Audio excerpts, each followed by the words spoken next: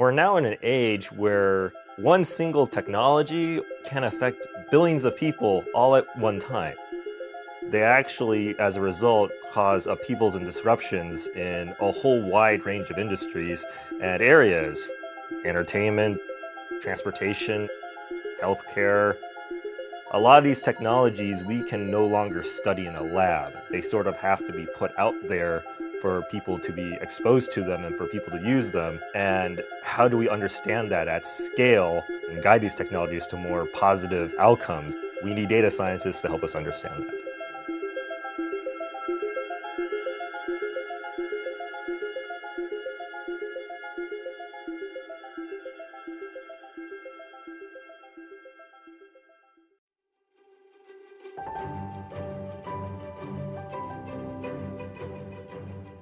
So we're one of the top universities in the world. We're one of the top 2 public universities in the United States.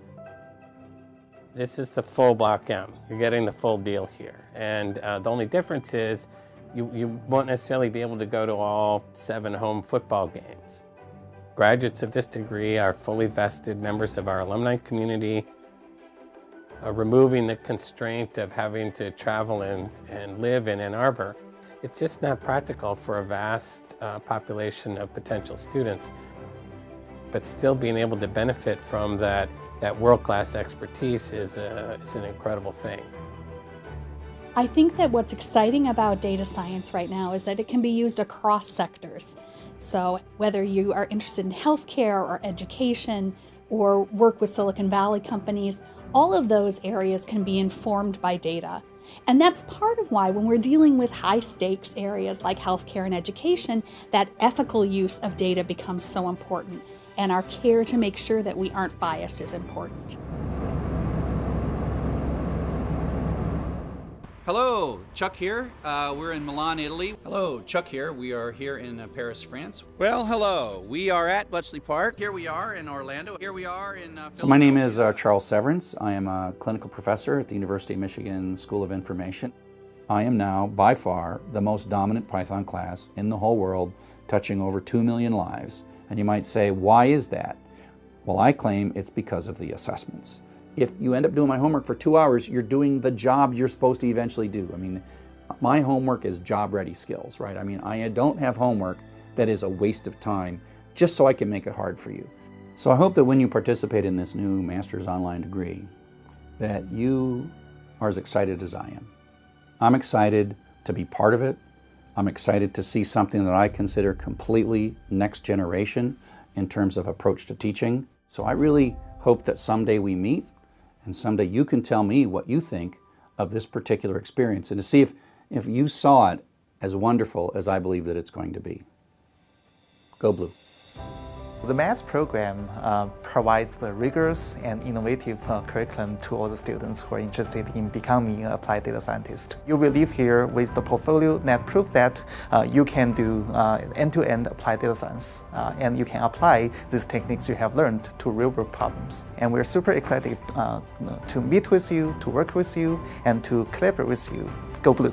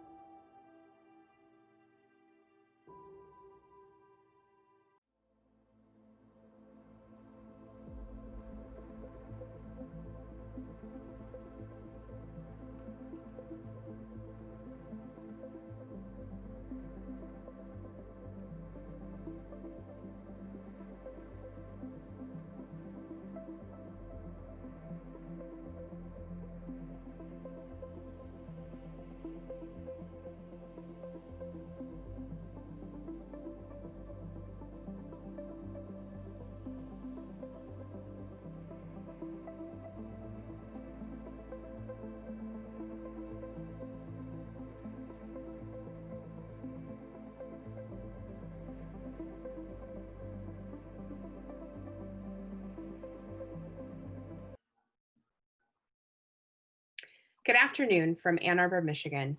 My name is Amy Humkus Hayes, and I'm a staff member in the School of Information and an esteemed member of the Master of Applied Data Science degree team.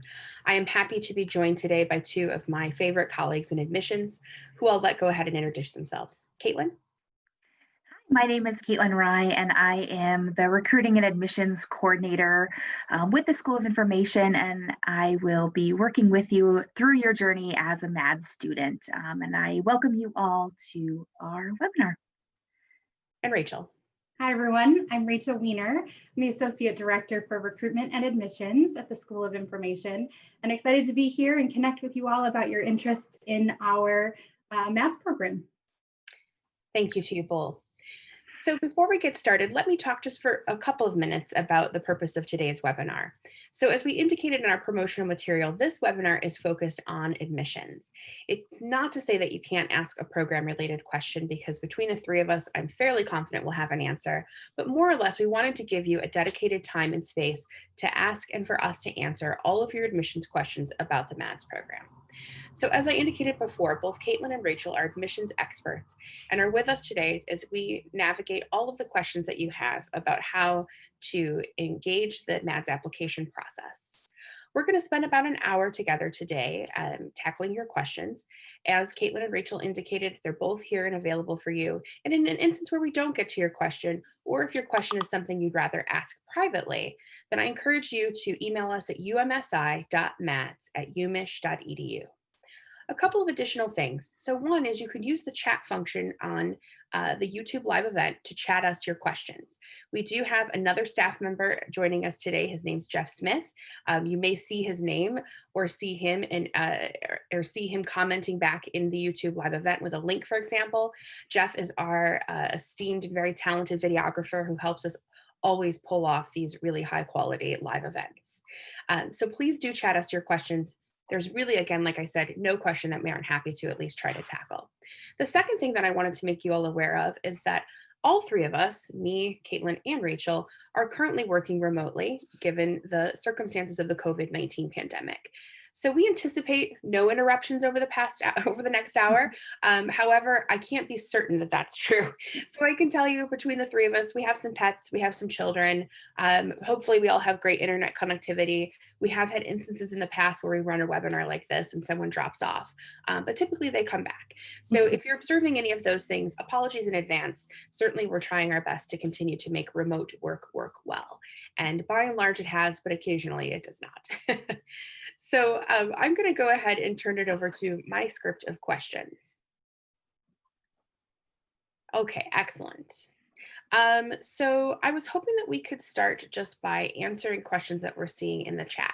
I will also say that there are some questions that we almost always get and can anticipate. So I'll make sure too that we address those most common question areas before our hour ends together. Let's start by talking about different requirements as part of our application process. So for example, one of the requirements for those folks from whom English is not their native language is a TOEFL score. Caitlin, can you talk a little bit more about what our TOEFL requirement is and why? And perhaps you can speak a little bit too about how we've been working with folks throughout the pandemic in ensuring that we get access to some sort of TOEFL score. Yeah, absolutely. So to first address your question, yes, we do require TOEFL if you have not earned a degree at an institution that was taught exclusively in English. So if you're an international student, but you've completed your degree in the United States, whether it's an undergrad or a full graduate degree, or in another English-speaking institution, you would not need to do a TOEFL. If you have any specific questions about that, absolutely, we would be happy to answer any individual questions through email, but that's kind of the general guidelines. And we do know that with COVID-19 and testing closures around the world, this is certainly presenting challenges for being able to complete TOEFLs in person. And so we do, in fact, have an online alternative that we would be happy to share with students who do reach out to that or to us regarding that. But we do understand that this you might not be able to take an in-person TOEFL, but you would be able to complete this online TOEFL that we require as part of the admissions process. And then I would like to just talk about general admissions criteria, because this is a really good segue into what is required for admissions.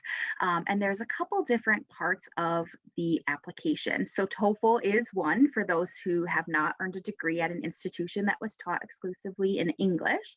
And then we do require an online application, a resume, transcript from each institution where you have earned a degree, a letter of recommendation, professional or academic, as well as a few essay questions to talk about your interest in the program.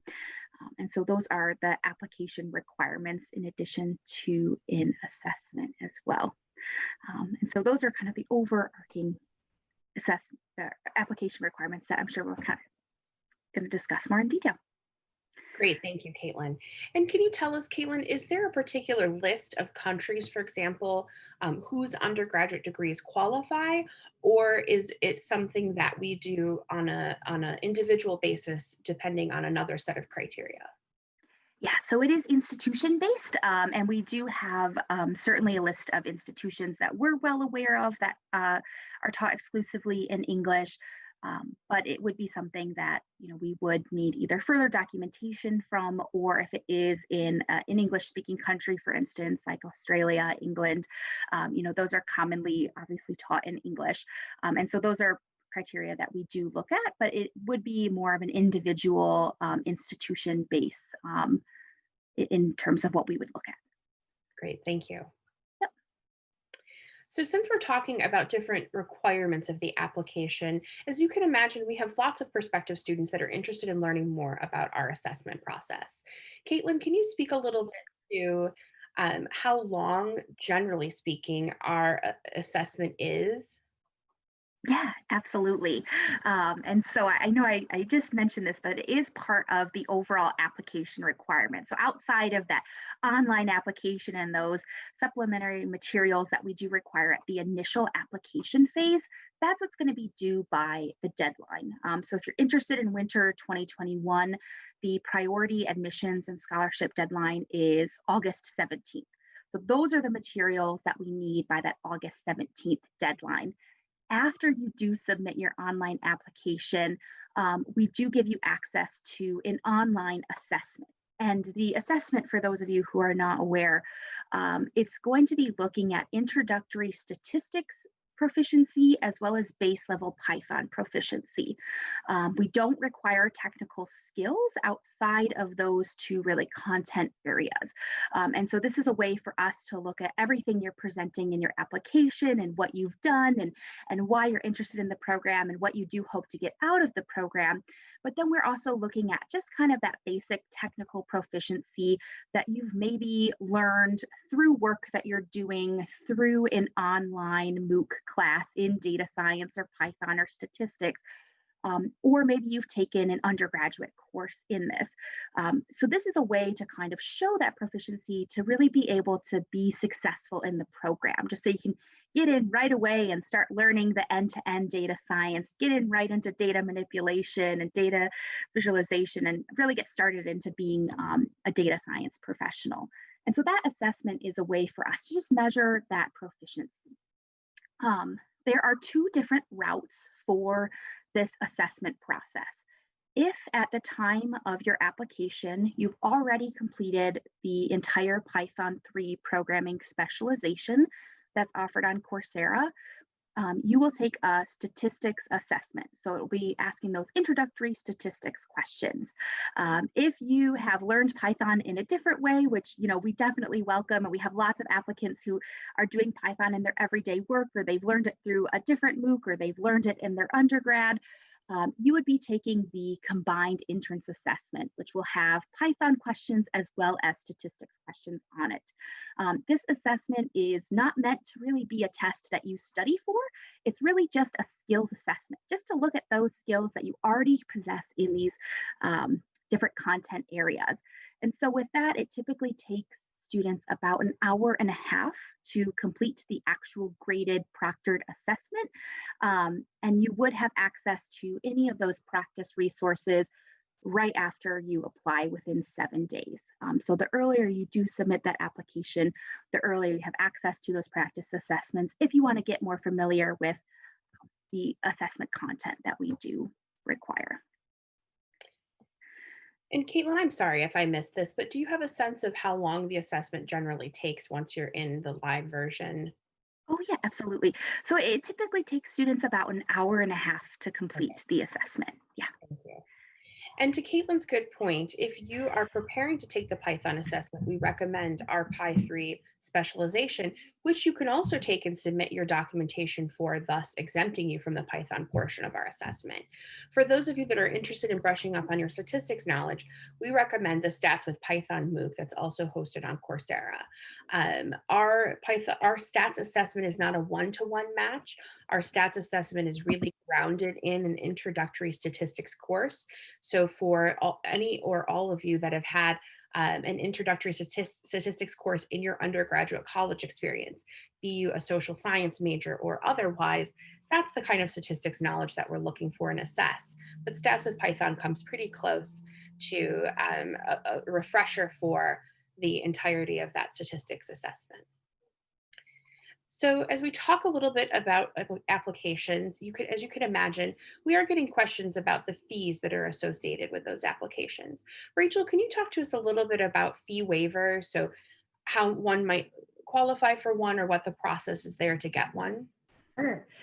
So yes, there are a number of different avenues if you are that you could make you eligible for an application fee waiver. And so we have those listed out on our website. So do feel free to reference those just to see if there's an area or an aspect of those criteria that you might qualify for. In the event that something isn't listed that you feel would still qualify you, do feel free again to email that umsi.mads@umich.edu. That's us fielding that question. And so we can take a look. I think that we continue to try to find ways to support folks. Caitlin mentioned how we have done that through TOEFL, different avenues during the pandemic. We also recognize that there could be any number of factors impacting folks right now. And so we're wanting to really leverage your experiences to help identify ways that we can support you through this process.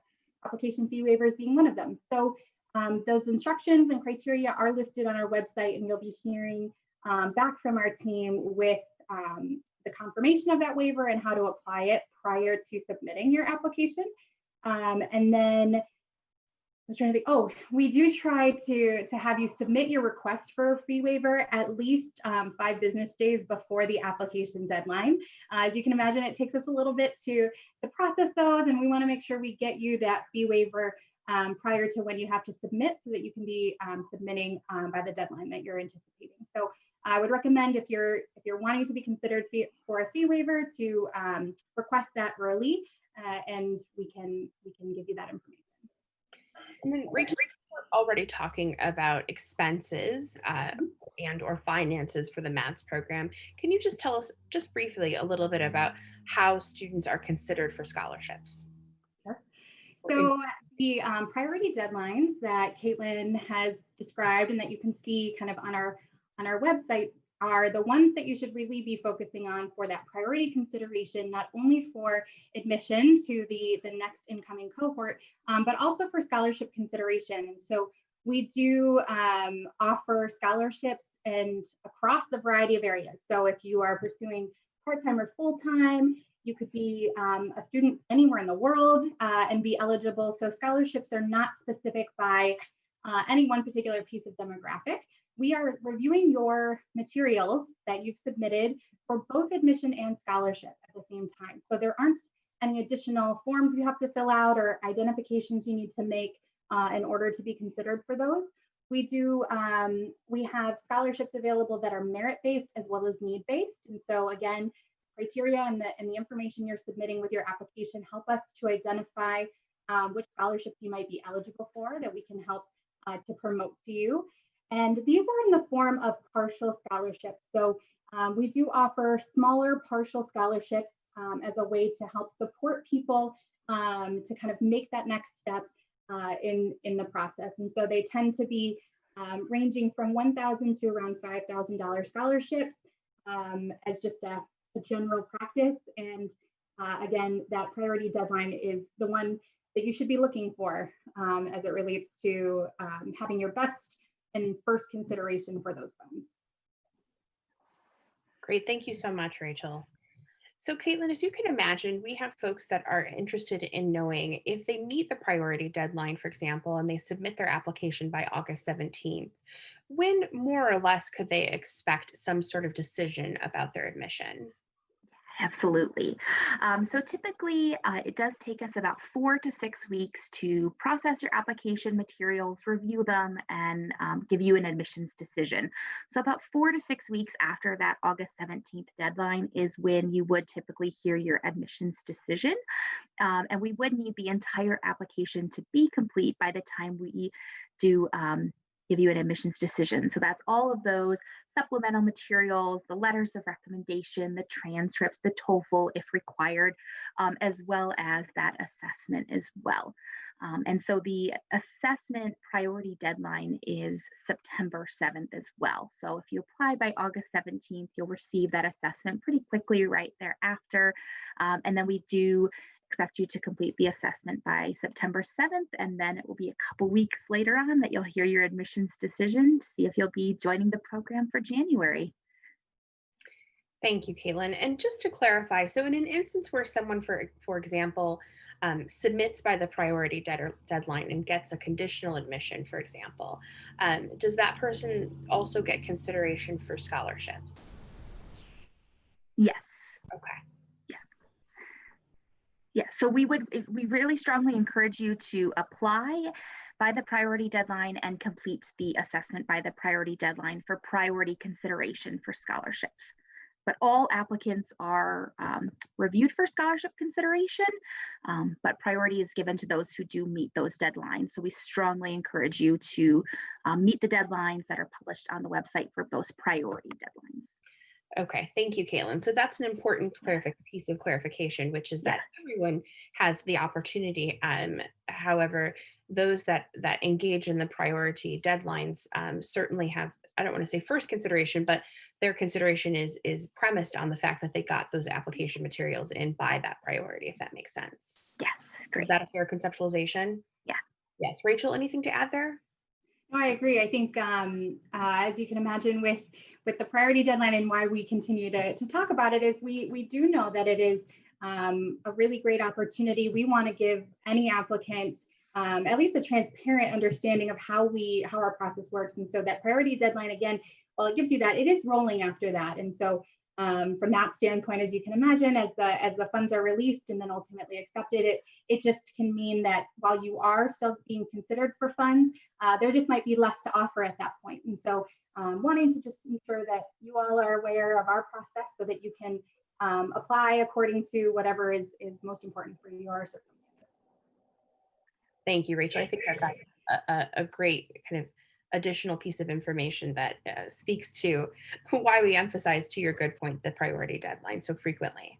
So Rachel, can you tell us a little bit about the class size that we're looking for, or the frequency or the frequency with which we're admitting folks into the MATS program? Yeah, of course. So we, for those of you who didn't know, we launched our program. The first cohort came in the last fall, so fall 2019. And so our next cohort is joining us this fall 2020. And last year we just ran one admission cycle. Obviously you're joining us now, so you know we are running at least 2 this year. And so we are continuing to reach toward a goal of having 3 admission cycles. So we recognize that for different folks, starting at a different time might be more conducive for your situation, whether there's a certain time of year, since we do have a large number of part-time students who are employed simultaneously. Maybe there's a certain time of year within your employment where it makes more sense to kind of get started.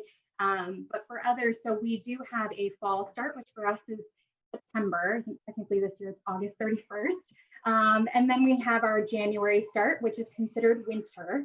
And then we have a spring summer start, which is usually in May.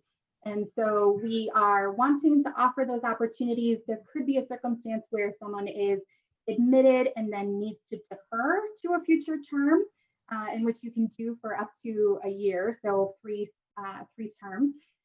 Or it could be that at the time of application and after the priority, you might be admitted directly to a future term. And so you're able to start in just a few more months after that. And so I think that knowing and understanding that we will be offering multiple avenues, and that we recognize that you're eager and you're ready to start, and knowing that we want to have those different times of year to accommodate some of the different situations and times that make most sense for you. Great, thank you. Now, a related question that I would say either or both of you may have some good insight and information on is what happens in an instance where either someone is just doesn't get accepted in this round because, for example, let's say they don't pass an assessment, or or some other kind of piece of application material is missing, or whatever the case may be. How does our admissions team view that? What's the recommendation or the advice that you would give somebody who'd like to persist and try again? Yeah, absolutely. And we have had people who were accepted for fall 2020 who were applicants last year. And so this is something that we do, want to work with, the particular applicant. Just word of advice is there is a 1 year that you would have to wait to reapply. So if you applied for fall 2020, you would need to wait to reapply to fall 2021 again. But in that time, we would be happy to meet with you to talk about ways that you can strengthen your application. Excellent. Thank you, Caitlin. Now, Caitlin, just out of curiosity, because we're emphasizing so frequently the priority deadline, in an instance where someone is submitting a TOEFL score, does that score also have to be submitted on the same date or by the same date, i.e. the August 17th, in order to be considered priority? Yeah, great question. And so what we would need by the deadline is the online application, and any supplemental materials can come in 7 days after the deadline to still be considered having met that deadline. So those include if you fill out your online application and you enter your recommender's name, for instance, you can submit your application without that letter being attached to that application quite yet. And they would have 7 days after that August 17th deadline. So August 24th, I believe, would be 7 days after. So they'd have until August 24th to give us any additional materials that we would need in terms of the TOEFL, the letter of recommendation, and any transcripts as well could come in within 7 days. Great, thank you. Well, I'm going to shift focus a minute and talk a little bit about our program, because we have a couple of program questions that I think are really relevant to our discussion of thinking about the MATS program and why someone, for example, may apply to be admitted. So one of the questions that we got, which is a great one, are the classes live or are they recorded videos? So in the MATS program, we use a combination of both synchronous, which would be live, and asynchronous, which is not instruction. The vast majority, if not all of the lectures, are asynchronous. So one of the things that we prize ourselves about in the MATS program is that it's a really flexible degree program. So for those of you that are working full-time, for example, and as Rachel and Caitlin can speak to as well, if not better than me, the majority of our students are at least employed part-time, if not full-time. That kind of flexibility, being able to decide, I'm going to study and watch my lectures every evening, or no, I'm only going to do it on a Saturday, for example. We really prize ourselves on the program being able to accommodate that. So the vast majority of lecture videos and content is pre-recorded. That being said, we also do think it's important to give our students access to faculty in real time. And we do that in a couple of ways. One is we have weekly office hours with the instructor of record for every MATS course, and with a member of the instructional team. So for example, a teaching assistant or graduate student instructor or course assistant. So the objective here is to stagger the times and days with which we have office hours available, to give folks an opportunity to join us in a live session where they can ask questions, chat with our faculty just to get to know them better, and sometimes get supplemental instruction. So if our faculty, for example, notice that in assignments, students are really struggling with X concept or X skill, they'll go ahead and introduce ways in which to improve that skill into the office hours. So far, the feedback that we've gotten from our current students, they've indicated that they really like that approach. The second way in which our faculty still engage our students in a more live kind of capacity is in our Slack workspace. So as a math student, you have access to a really robust Slack workspace where all of your other students are, almost all, if not all of our faculty are, and all of our staff, our kind of core kind of supportive staff are. And so this gives you an opportunity to talk to faculty in course channels. So every course has a specific Slack channel where you can talk to faculty there about the things that you're experiencing in the course, what's working well, what's not.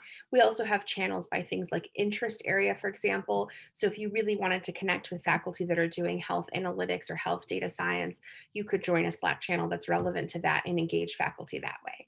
So the goal is to provide a number of different mechanisms for our students to interact with our faculty and staff.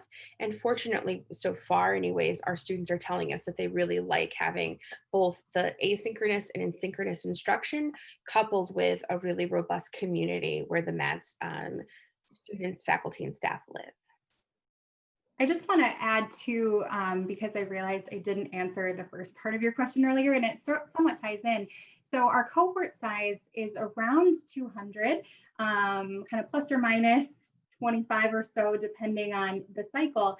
And that, I mention it as it relates to what Amy was saying, because it is sort of determined by these asynchronous and synchronous experiences and how much connectivity you would have to not only each other as a cohort, but also with faculty in your classroom settings. And so that for us is a size that we've been able to kind of establish and anticipate having, at least for the next couple of cycles, is around that 200 to 250 range. But I think that as interest continues to grow and as capacity continues to be there, we have an opportunity there to maintain that sort of connection with faculty and with each other in the classroom at a different scalable level.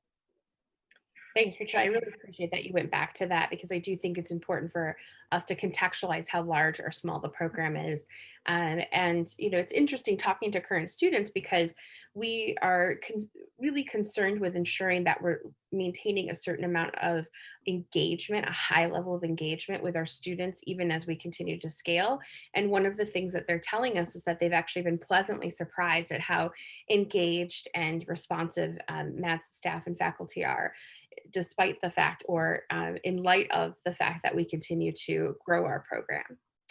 So another question that I got that was specific to the program is around our use of proctoring services. So for those of you that participate in the assessment, you will observe that it is a proctored assessment that's hosted by an external proctoring company called ProctorU. I will tell you that right now we're not using ProctorU in the program.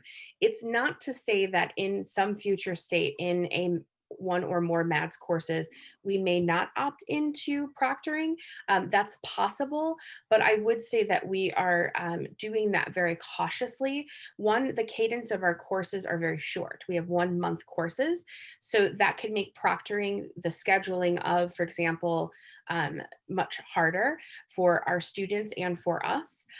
Two, we have developed other ways in which to assess students that don't require proctoring. So for example, in our first milestone course in the curriculum, students do participate in a comprehensive exam, but it's a comprehensive oral exam with one of our faculty asking good questions from previous MADS courses that you would have participated in, while another member of our instructional team observes that a comprehensive oral exam. So it's enabled us to achieve some of the same objectives without having to rely on software, on the software and people of an organization like ProctorU. So I'm gonna go ahead and go back to admissions questions because we're getting lots of really good ones. So for example, can you talk a little bit about how transcripts can be delivered to the university, Caitlin? Yeah, great. So as you can probably tell with all of our backgrounds, and like Amy mentioned, all of our staff members right now are working remotely, and it will likely continue a little bit into the academic year, if not for the full academic year as well. And so with that being said, we certainly would encourage transcripts to come electronically if possible. If there is a specific case where you can only send physical transcripts, please let us know, just so we can have that conversation to see if there's any other alternatives. But at the time of application, we do not require official transcripts. So if you can obtain any type of unofficial transcript record from your university website, or if you have your own scanned copy of your transcript, you can even take a picture on your phone if you don't have a scanner at home, where you can certainly do this. And they would need to be English translated copies of your transcript if they are in another language outside of English as well. And so typically we would look at an external transcript translator service, but in light of COVID-19, if you are able to at least translate those course titles and provide the scanned original copy, then we can accept those at time of application. We would require official transcripts by the time you would start the program. And we can certainly work around ways to obtain those transcripts at that time. And if your undergrad was at University of Michigan, we would need you to still supply your transcript. And so, of course, that can be unofficial. You can obtain that by going to the registrar's main page and requesting an unofficial copy of your transcript and uploading it directly into the application.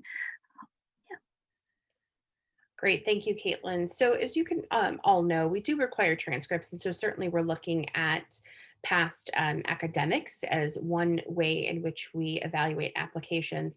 But as both Caitlin and Rachel have mentioned, we also look at a number of other factors. Caitlin, can you talk a little bit in more depth about what you're looking for in potential MAD students? Yeah, this is a great question and a conversation I love to have, because there is not one particular type of MAD student. Everyone's experience in data science is very different, and everyone's reasons for pursuing this degree and for pursuing data science are very different as well. And we definitely welcome that diversity. And that's what we like to see in an applicant, is really just your passion for data science and really understanding your story. And so that's in kind of the different parts of the application materials. With every applicant, we do a holistic application review, meaning that we look at all of those materials that you submit for application, but we also look at it in terms of the entire context. So of course, we look at your academic background and record and the pathway that you've taken academically, but then we certainly look at your professional experience. We look at your recommendation and how they're talking about your ability to do well in this program. And then we're looking at those essays to hear about that story. So, maybe you don't have a traditional pathway to data science, or maybe you don't have, data science professional experience, and that's okay. But we would want to hear about that in your story about, well, what do you hope to get out of this degree? How are you planning on using this degree for your future professional and personal development?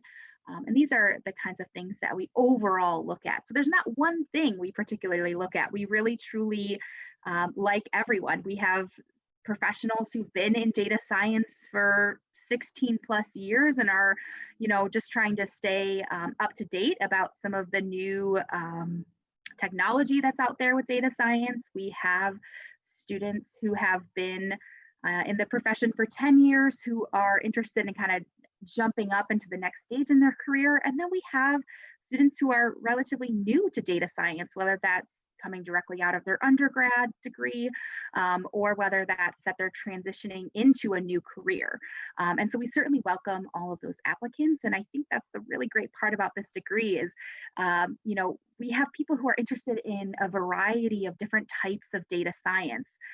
And using that data in a variety of different industries. We have educators, we have lawyers, we have business and financial analysis, and then we have kind of pretty much any type of student in between.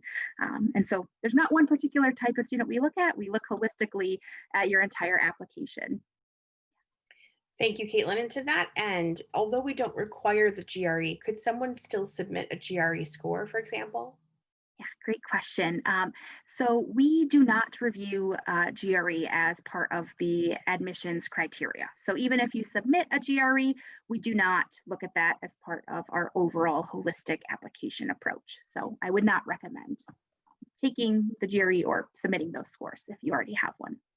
What about things, Caitlin, like our massive online open courses or certificates, for example?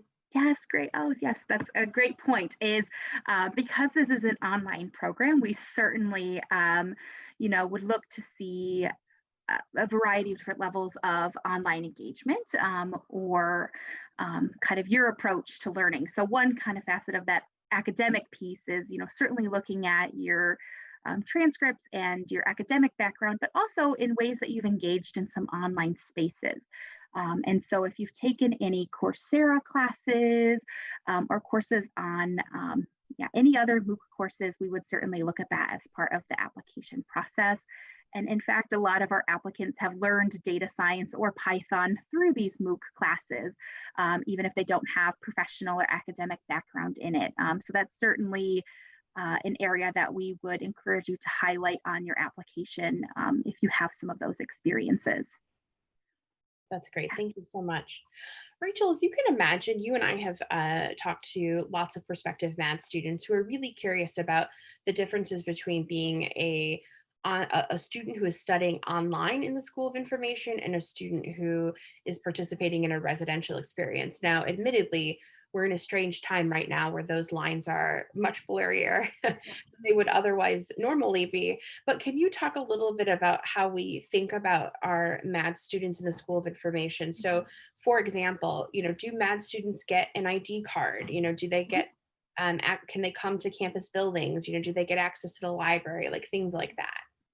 Well, and also to your point, how great has it been too to have this sort of opportunity to leverage the experiences of our MAD students to frankly help support some of our residential students in that transition. I know, Amy, you reached out to our current MAD students right when the announcement came out about transitioning to remote work and kind of put together a pro tip sheet to send to our residential students on behalf of the MAD students who are participating in this way all the time.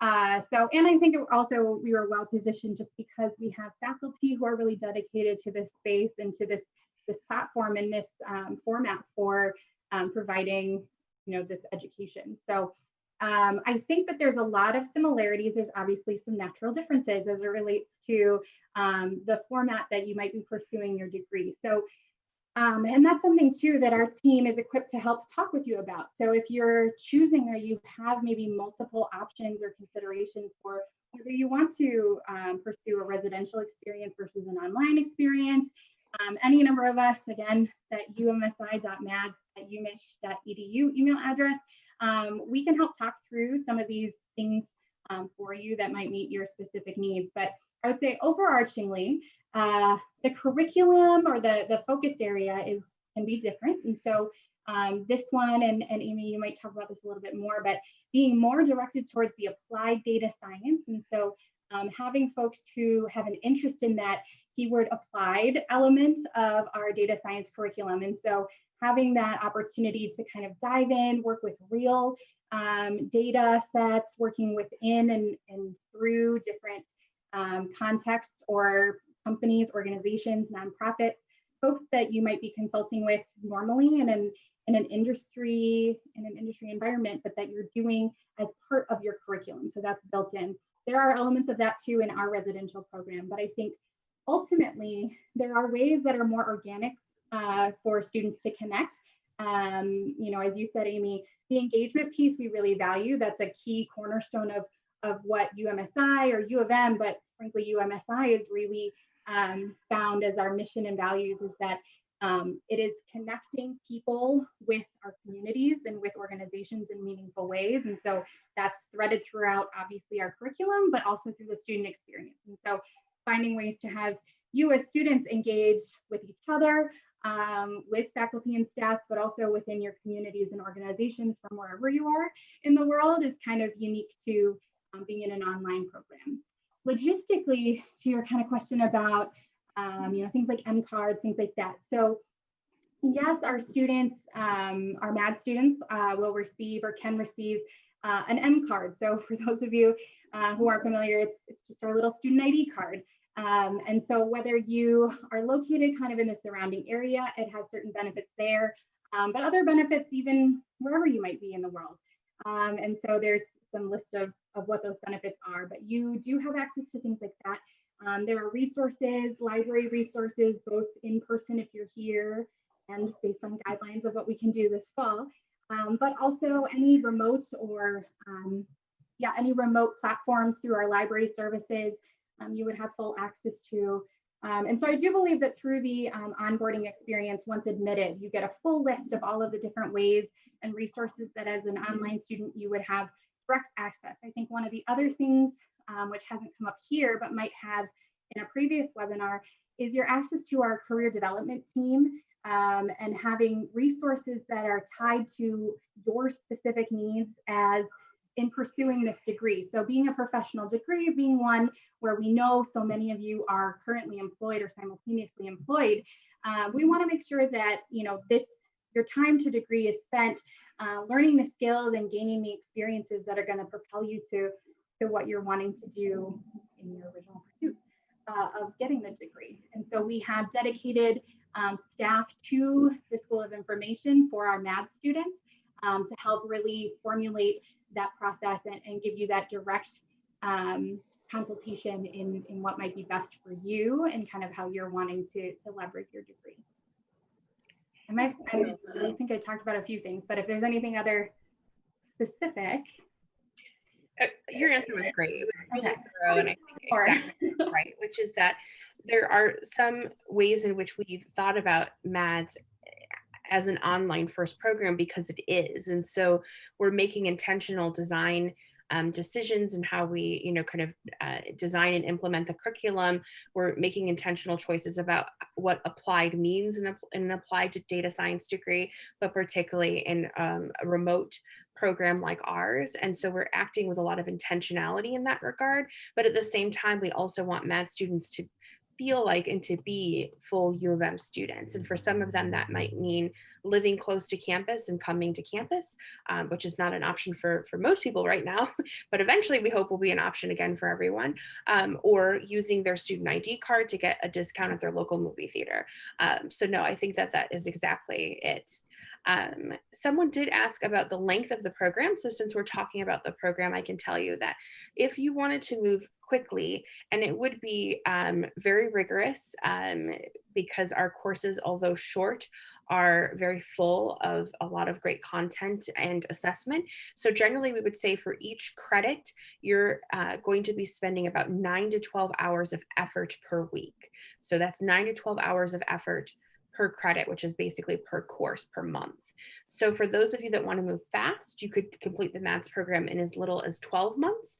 And for those of you that want to move a bit slower by virtue, for example, of other obligations, you can easily do that too. And so you could even go as long as, for example, 36 months, which is 3 years, and then anywhere in between. We've also observed some of our students who have started on one path and then moved to another by virtue of a life event, for example, where perhaps they started more ambitiously with their time frame and then kind of dialed it down or dialed it back.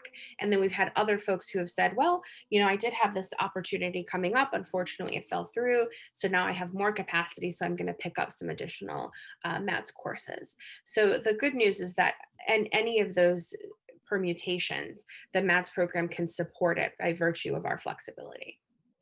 So I'm going to return now to asking Caitlin a couple more admission-specific questions. So first, Caitlin, can you talk a little bit about where on the where and who at the University of Michigan is responsible for establishing resident status?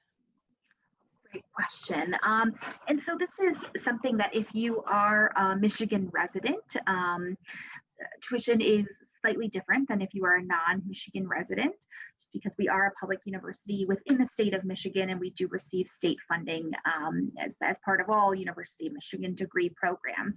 So if you are a resident of the state of Michigan, and you would need to declare that residency, and that is done through the residency office. So they have, if you just search residency office, University of Michigan, or if you email umsi.mads, we can certainly get you in contact with the right people with meeting their deadlines, but that is a separate process for establishing residency to qualify for in-state tuition. Great, thank you.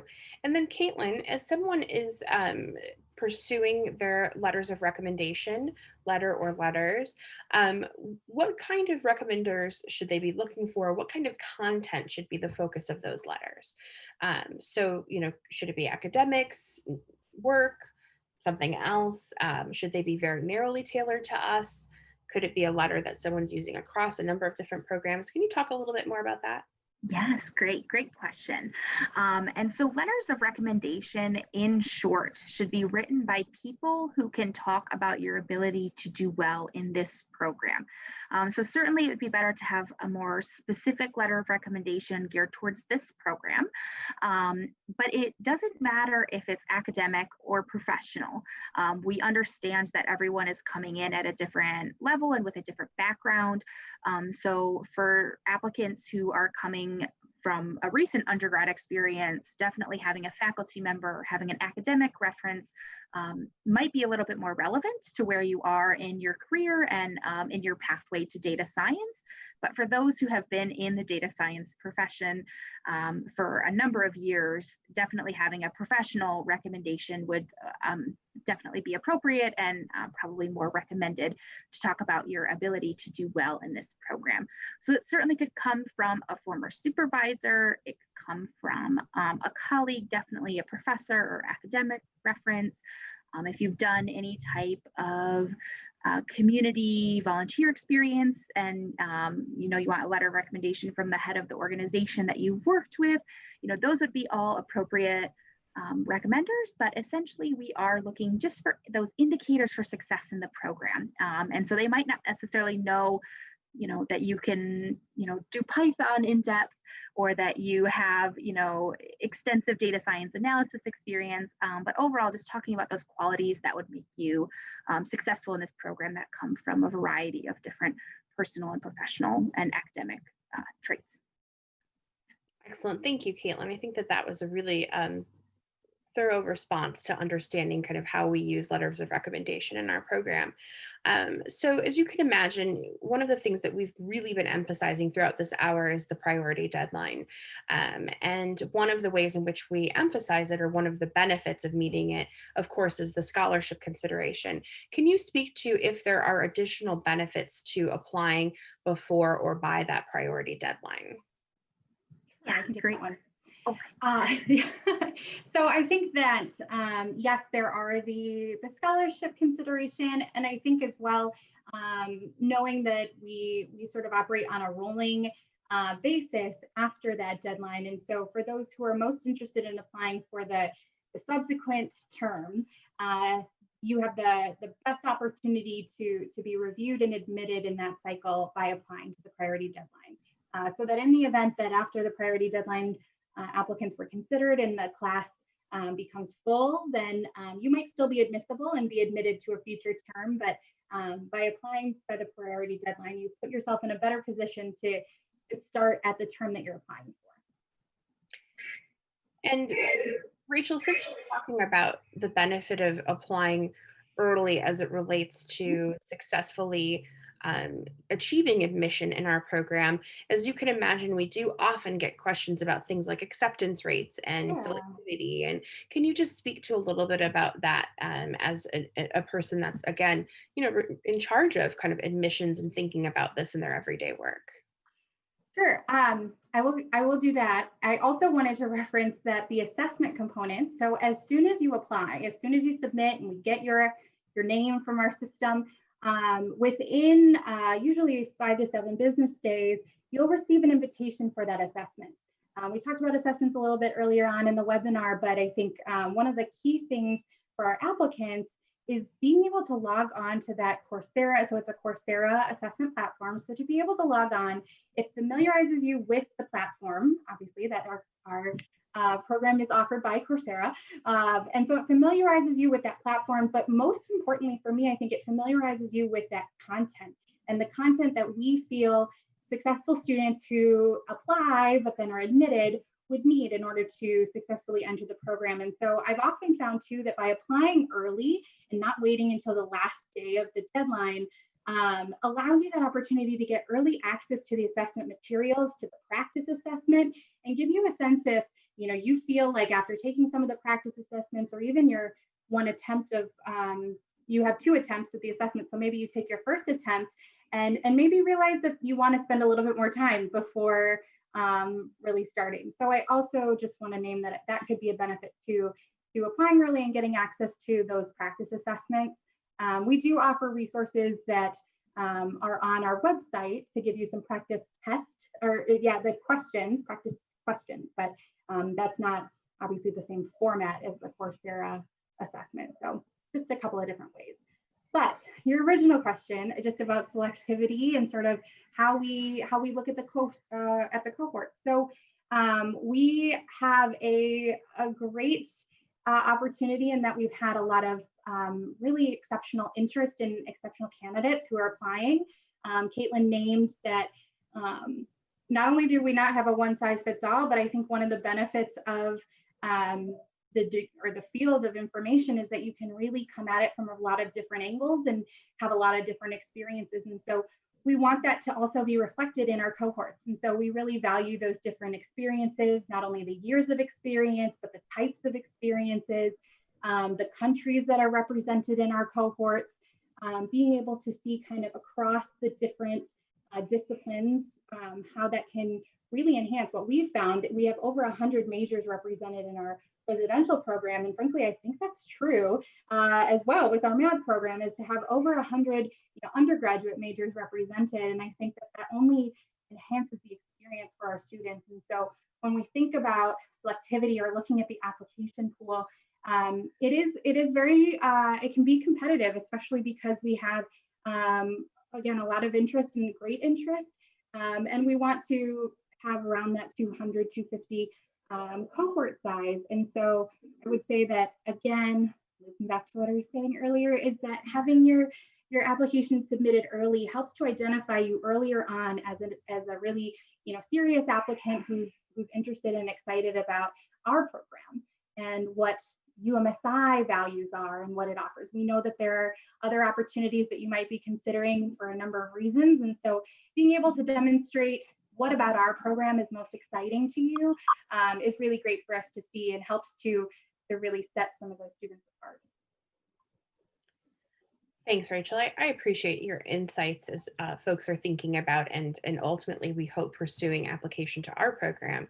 So we've talked before about kind of the diversity with which MADS represents. So that diversity, of course, comes in many forms, and one primary one being previous years of professional experience and folks that are coming in with full-time jobs who anticipate or expect keeping those full-time jobs as they pursue their degree.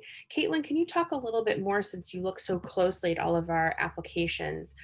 What do you see about folks that ultimately matriculate to our program in their kind of full-time working backgrounds? Meaning, how many of them are full-time working professionals? Not a hard and fast number, but even just an idea of by percentage, and what kind of industries do they represent? Yeah, absolutely. So yes, because this is a flexible online degree program, we do find that majority of students completing this program and obviously then applying to the program are full-time working professionals. There's a variety of industries. Like I said, we have educators, we have lawyers, we have people in the finance industry, of course, people in the technical and kind of in engineering background as well. So we have a variety of industries, and I don't think that there's one industry that has more students than the rest. We really like to see kind of that diverse cohort, and who's bringing different things to the table. So everyone wants to use data science in a variety of different ways, some within their current industry. There's data everywhere, as we all know. And then some do want to make the jump to a more technical data science position. And then some, like I said, want to kind of take that next step in their career. So yes, there's lots of different industries represented: healthcare, education, technology. And the best part about it is that you can learn from the different students and cohort members who are coming and representing those different industries and the types of data that they've experienced in their current role or in the data that they wish to pursue in their industry. Thank you. You and I see a lot of those same folks, you kind of at the outset of their process, and me when they start to transition into the program itself. And so I want to echo what it is that you're saying, which is that not only do they come from diverse backgrounds and then apply that disciplinary expertise or their experience and insights into the program itself, but they also continue to work. So I would say the majority of our students have at least a part-time job, and I may even go so far as to say the slight majority work full-time, continue to work full-time. There's a couple of benefits that we've observed in that model. So one is that we have a number of students, a strong number in fact, who are either already in data science like positions or who are hoping to pivot to data science roles. And so they're taking what they're learning in the maths program and they're directly applying it to their jobs in real time. And we've gotten lots of positive, albeit anecdotal feedback about students who have learned skills or content in the maths program and directly applied that into their jobs.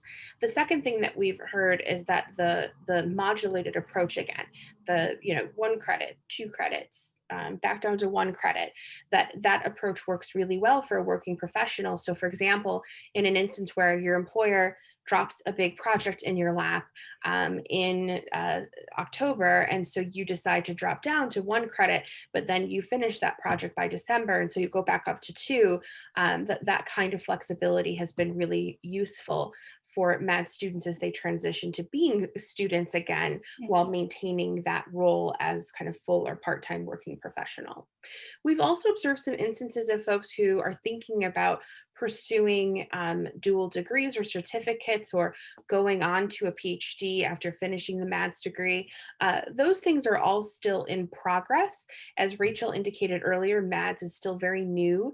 It's not only new to the School of Information, but it's also new to the University of Michigan in working with a Coursera as a partner, for example, a degree partner, I should say. It's new in the approach that we're taking with our 1 credit, 1 month courses. And so we're still figuring out, with the support of our central offices, how to navigate things like how do we in our systems identify math students who are pursuing our online degree and also, this certificate, for example, or what does it look like if somebody has a really terrific experience in maths and wants to pursue a PhD. So unfortunately, I don't have great answers to those questions today, but I can tell you this is something that we're actively working on. So as we conclude, I just want to give Rachel and Caitlin an opportunity to say any final thoughts. So Caitlin, I'll let you go ahead and start. Why should someone apply to the maths program? Yeah, this is a great question, a conversation I love to have. As I hope that you've all been able to see today, I'm extremely passionate about the degree program and the experiences that students are having in this program. I myself completed my master's degree program online, and I think it's really important to find that balance of being able to kind of maintain your own timeline of completing projects and maintaining full-time work or other different commitments, as well as feeling connected to your university, as well as having those resources. And I think that this program has done a really great job at that. It's welcome to a variety of different applicants with a variety of different levels of experience. And from that, you're really not only learning from your instructors or with the class material, but you're also learning from your cohort members, which I think is very important as you look for, that connection to what you're doing online. It definitely helps as you're completing the assignments and kind of working your way through the program. So I think the access to resources and the cohort and faculty are some of my favorite personal parts of the program. But kind of just final piece of advice is reach out. We are here. We're a small team, or we're a small team here to help you with kind of this whole process. And so, definitely reach out if you have any questions or any concerns, and we would be more than happy to help out in any way that we can. We are here for you from the process, from the moment you're interested in starting the program to long after you graduate from the program. So we're here. Thank you, Caitlin. Rachel?